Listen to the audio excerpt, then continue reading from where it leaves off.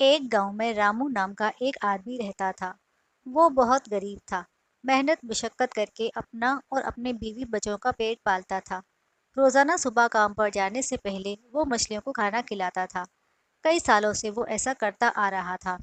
کچھ بھی ہو جائے، رامو مچھلیوں کو کھانا کھلانا کبھی نہیں بھولتا تھا۔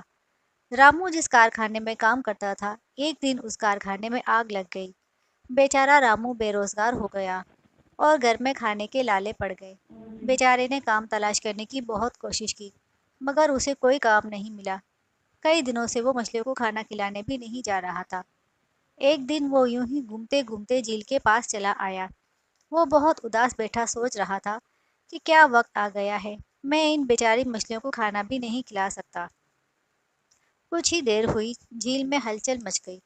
وہ کیا دیکھتا ہے کہ ایک جل پری جھیل میں سے نکل کر اس کے سامنے آ گئی۔ پہلے تو وہ بہت ڈرا، تب اس جل پری نے کہا، ڈرو مت، میں تو ایک سادھارن سی جل پری ہوں۔ میں تمہیں روز یہاں آتا دیکھتی ہوں۔ تم روزانہ ان مچھلیوں کو کھانا کھلانے آتے ہو۔ کئی دنوں سے تم نہیں آ رہے تھے، کیا بات ہے؟ تم بہت اداس لگ رہے ہو۔ یہ سنتے ہی رامو نے اپنا سارا قصہ اس جل پری کو سنا ڈالا۔ تب اس جل پری نے کہا، گھبراؤ مت، تم یہ موتی رکھ لو، شاید یہ موتی تمہارے کسی کام آ جائے، اسے بیچ کر اپنا گزارا کر لو۔ رامو نے کہا، لیکن تم مجھ پر یہ احسان کیوں کر رہی ہو؟ اس جل پری نے کہا، میں دیکھتی تھی کہ تم روزانہ ان مچھلیوں کو کھانا کھلانے آتے ہو۔ کچھ بھی ہو جائے، کوئی دن ایسا نہیں آیا کہ جب تم ان مچھلیوں کو کھانا کھلانے نہیں آئے، اسی لیے میں تم سے بہت خوش ہوں۔